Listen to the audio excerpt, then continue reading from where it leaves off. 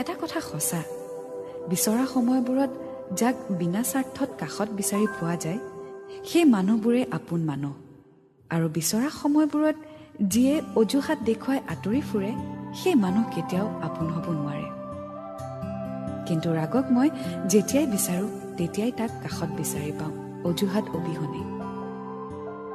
ৰাতিৰ নীৰৱতাত ৰাগে মোলৈ হোৱাটছএপত মেছেজ কৰি পঠিয়াই এই বুলি, ৰাতিবোৰ কিয় ইমান বিষাদপূৰ্ণ?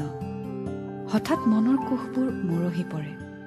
দুখবোৰ কিয় ডাৱৰৰ দৰে হঠাৎ বৰষুণ হৈ চকু পানী সৰি পৰে? আৰু তুমি কিয় জোনাকৰ দৰে যাক চাই কাহানিও আমনি নালাগে?